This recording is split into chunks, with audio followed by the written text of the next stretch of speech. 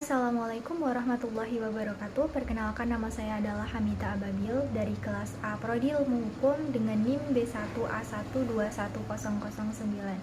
Baiklah, pada kesempatan kali ini saya akan menjawab pertanyaan seputar perkawinan untuk memenuhi tugas hukum perdata.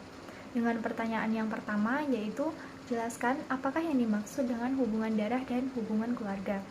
Di mana hubungan darah merupakan pertalian darah antara satu orang dengan orang lain dikarenakan berasal dari leluhur yang sama. Dalam hubungan darah terdapat dua garis keturunan, yakni hubungan darah menurut garis lurus atau yang biasa disebut dengan leluhur. Contohnya seperti ibu, ayah, dan nenek.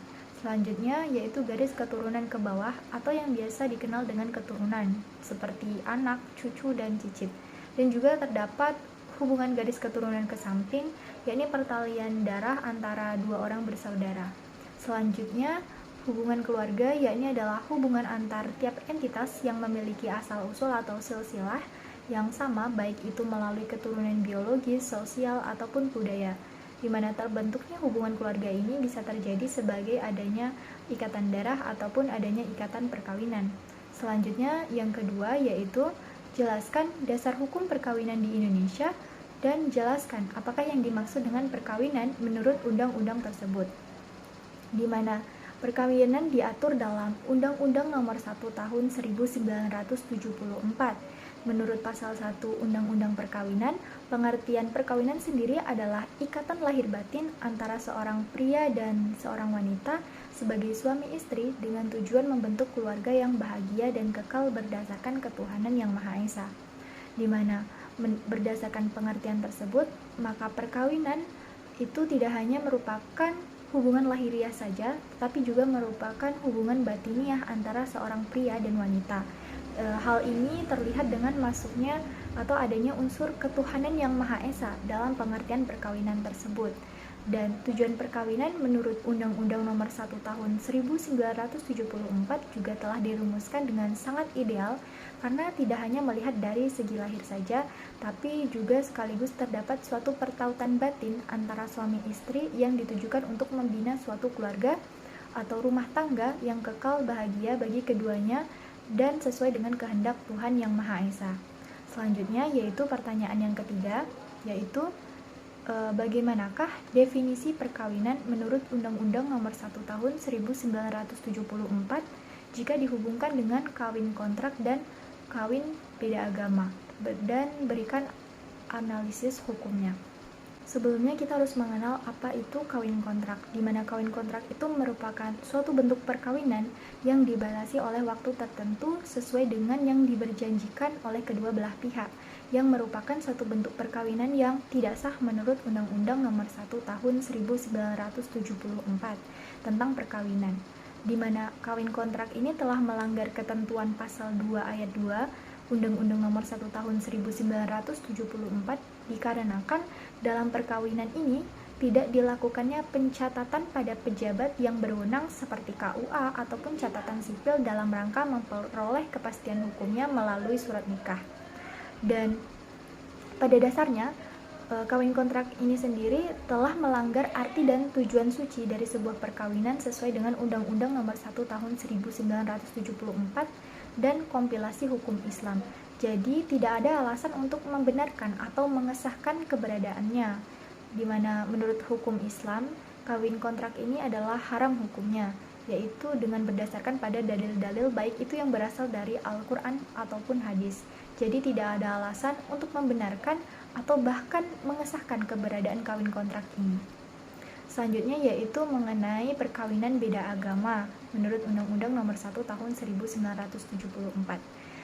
Mungkin di Indonesia sendiri secara yuridis formal perkawinan ini diatur dalam Undang-Undang Nomor 1 Tahun 1974 dan Instruksi Presiden Republik Indonesia Nomor 1 Tahun 1991 tentang kompilasi hukum Islam, di mana kedua produk perundang-undangan ini mengatur mengenai masalah yang berkaitan dengan perkawinan, termasuk perkawinan antar agama, di mana dalam Undang-Undang Nomor 1 Tahun 1974 yaitu dalam pasal 2 ayat 1 disebutkan bahwasanya perkawinan yang sah itu adalah apabila dilakukan menurut hukum masing-masing agamanya dan kepercayaan.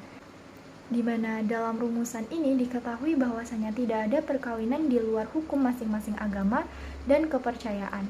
Dan hal ini juga senada diterangkan pada beberapa pasal dalam instruksi Presiden Republik Indonesia nomor 1 tahun 1991 tentang kompilasi hukum Islam.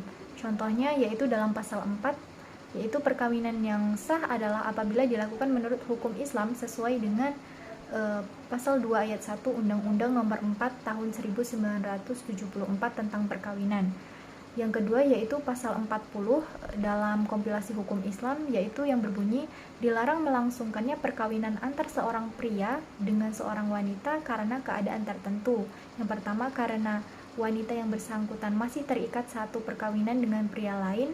Yang kedua yaitu seorang wanita yang masih berada dalam masa iddah dengan pria lain. Dan yang ketiga adalah seorang wanita yang tidak beragama Islam.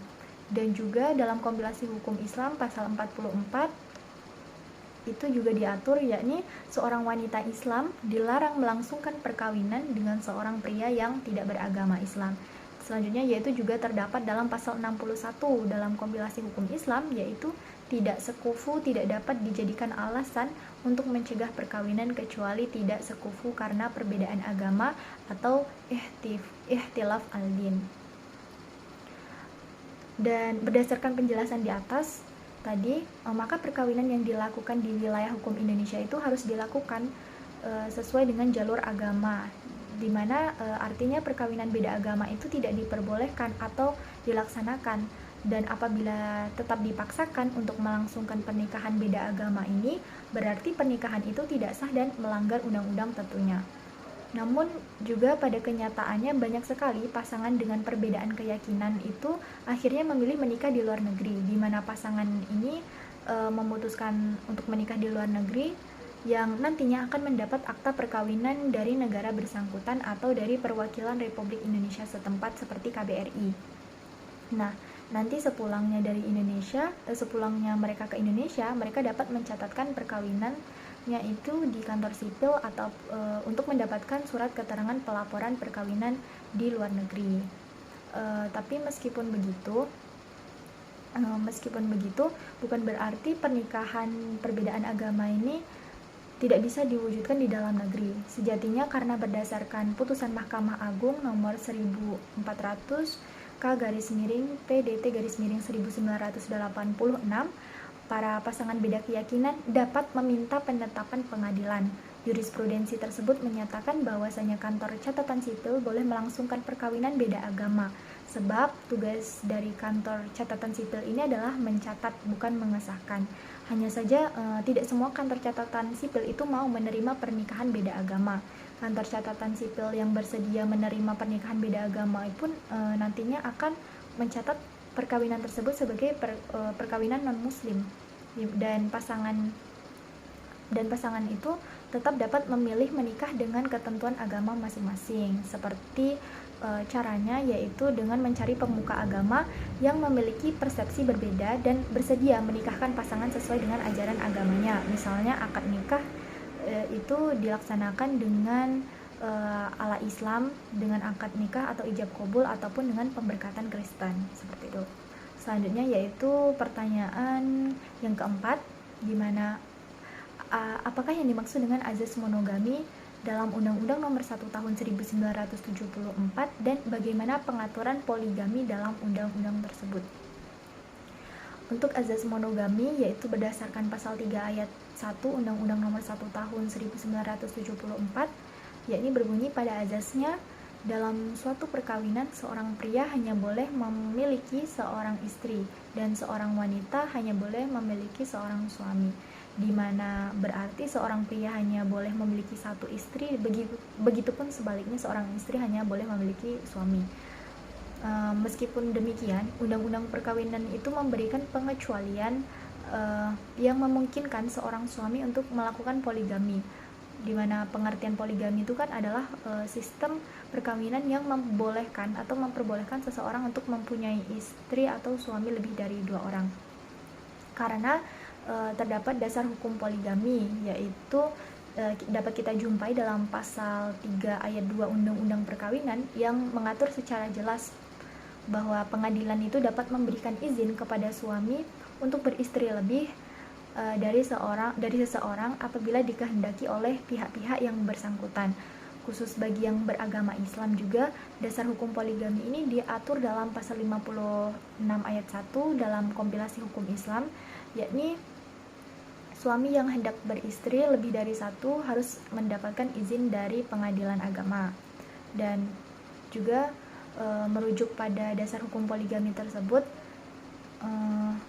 disimpulkan bahwasanya pada dasarnya hukum poligami di Indonesia ini dapat dilakukan sepanjang poligami tersebut memenuhi sejumlah syarat-syarat poligami, yakni apabila seperti istri pertama menyetujui suami untuk menikah lagi, maka suami dapat melakukan poligami.